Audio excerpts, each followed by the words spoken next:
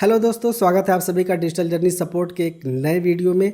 आप में से बहुत सारे लोगों का इंस्टाग्राम और फेसबुक पे बहुत सारे सवाल आए हुए थे, तो हमने सोचा कि क्यों ना एक Q&A सेशन कर लिया जाए जिसमें मैं आप लोगों के सवालों के जवाब दे पाऊँ।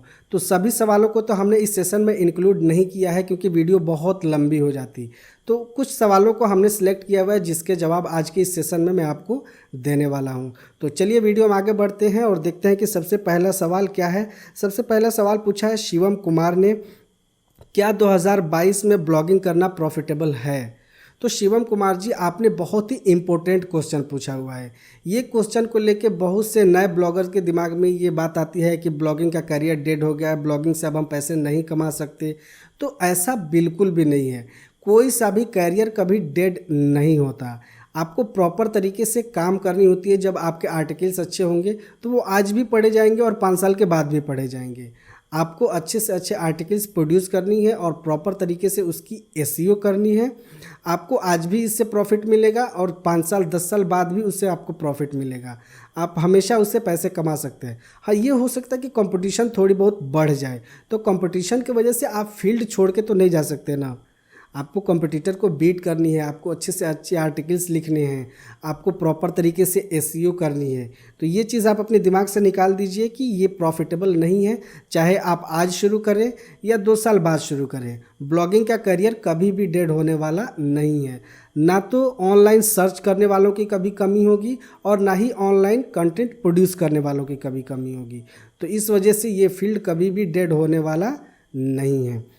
नेक्स्ट क्वेश्चन की तरफ चलते हैं। दूसरा सवाल पूछा है किंग बीडीएस ने, एसईओ से ट्रैफिक जनरेट होने में कितना टाइम लगता है?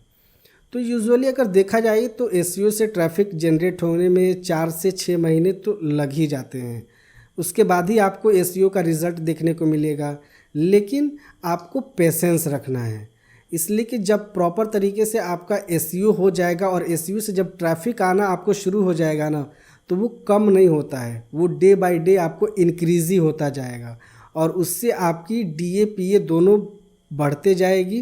तो इस वजह से आप एसईओ करें तो एसईओ में आप पेशेंस रखें।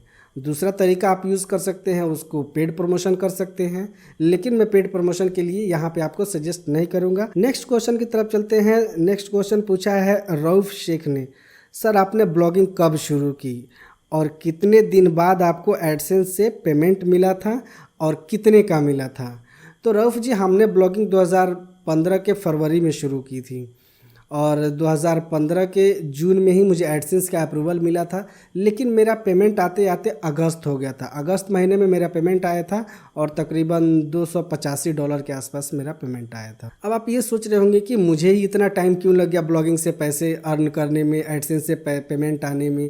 तो उस समय इतने ज़्यादा ब्लॉगर नहीं थे, इतने ज़्यादा यूट्यूबर भी नहीं थे जो आपको सही तरीके से बताए या कोई गाइडेंस करे कि आपको कौन सा काम कब करना है, किस तरीके से आर्टिकल लिखनी है, किस तरीके से एसईओ करनी है। ये सारी चीज़ें उस समय ढूंढना बहुत मुश्किल था और अब के समय में ये बहुत आसान हो गया। आपको हज़ारों ऐसे चैनल मिल जाएंगे जो आपको ब्लॉगिंग सिखा रहे हैं। तो आज के समय में ब्लॉगिंग करना आसान है, पहले ये थोड़ा डिफ़िकल्ट था, इस वजह से मुझे उतना टाइम लग गया। नेक्स्ट क्वेश्चन पूछा है टेक्निकल विपिन यादव ने, क्या यूट्यूब शॉर्ट मोनेटाइज होगा? तो यूट्यूब शॉर्ट मोनेटाइजेशन को लेकर के अभी बहुत सारे क्वेश्चन पूछे जा रहे हैं। इसका आंसर मैं अभी आपको कोयरा पे भी दिया हूँ कि यूट्यूब शॉर्ट मोनेटाइज होगा या नहीं होगा। तो यूट्यूब शॉर्ट मोनेटाइजेशन को लेकर के अभी यूट्यूब की टीम उस पर ट्रायल कर रही है। ट्रायल जैसे ही कंप्लीट होगा यूट्यूब शॉर्ट मोनेटाइज हो जाएगा। यूट्यूब शॉर्ट आप जब देखते होंगे तो उसके बीच बीच में देख रहे होंगे कि आपको एड्स आ रहा है। तो एड्स आ रहे हैं, अभी उसकी ट्रायल चल रही है। ट्रायल जैसे ही कंप्लीट होगा आपको नोटिफिकेशन मिल जाएगा। हो सकता है कि इस साल के लास्ट तक यूट्यूब शॉर्ट मोनेटाइज हो जाए। नेक्स्ट क्वेश्चन पूछा है रेहान आलम ने, एक एडसेंस अकाउंट से कितने वेबसाइट अप्रूव करवा सकते हैं? तो रेहान जी, आप एक एडसेंस अकाउंट से बहुत सारे वेबसाइट्स को अप्रूव करवा सकते हैं, लेकिन सेफली अगर आपको एडसेंस अकाउंट यूज़ करना है तो आप एक एडसेंस अकाउंट से एक ही वेबसाइट को लिंक करें, क्योंकि कभी ऐसा ना हो कि आपके एडसेंस अकाउंट में कोई इश्यू आ जाए तो उस वजह से आपने जितने वेबसाइट्स को उसमें लिंक करके रखा हुआ है सब पे प्रॉब्लम आ जाएगा। इस वजह से आपको सेफली अगर एडसेंस अकाउंट यूज़ करनी है तो आप एक एडसेंस अकाउंट से एक ही वेबसाइट को लिंक करें। नेक्स्ट क्वेश्चन पूछा है केकेटी राहुल ने, यूट्यूब वर्सेस ब्लॉगिंग किस में ज़्यादा इनकम है? तो अब इसलिए यूट्यूब में ज़्यादा इनकम है क्योंकि यूट्यूब में मेहनत भी तो ज़्यादा है। ब्लॉगिंग के मुकाबले अगर देखा जाए तो यूट्यूब में बहुत ज़्यादा मेहनत है। वहाँ आपको खुद स्क्रिप्ट लिखनी पड़ती है, खुद ही से आपको शूट भी करना है, एडिट भी करना है, फिर थंबनेल बनाना, फिर उसको अपलोड करना, फिर वहाँ पे एसईओ करना, तो उसमें बहुत ज़्यादा मेहनत है। वहीं अगर ब्लॉगिंग में देखा जाए तो ब्लॉगिंग में इतना नहीं है। आपको रिसर्च करनी है, कंटेंट लिख के उसको अपलोड कर देनी है और उसकी एसईओ कर देनी है। तो ब्लॉगिंग के मुकाबले यूट्यूब में बहुत ज़्यादा मेहनत है, इसलिए ऑब्वियसली वहाँ पे अर्निंग ज़्यादा है ब्लॉगिंग के मुकाबले।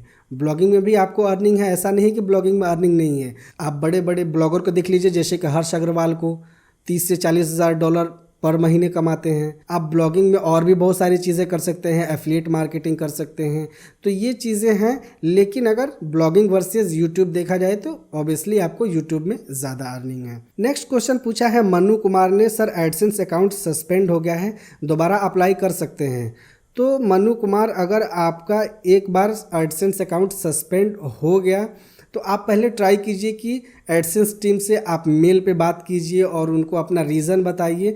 अगर वैलिड रीज़न होगा तो हो सकता है कि आपका एडसेंस अकाउंट रीइंस्टेट हो जाए, लेकिन अगर रीइंस्टेट नहीं हो पाता है तो आप दोबारा उसी नाम से, जिस नाम से आपने एडसेंस अकाउंट बनाया हुआ है और जिस वेबसाइट को उस पर लिंक किया हुआ था, उस नाम से और उस डोमेन से आप दोबारा एडसेंस अकाउंट नहीं बना सकते, आपका अप्रूव नहीं होगा। इन केस अगर हो भी जाता है तो वो सस्पेंड हो जाएगा।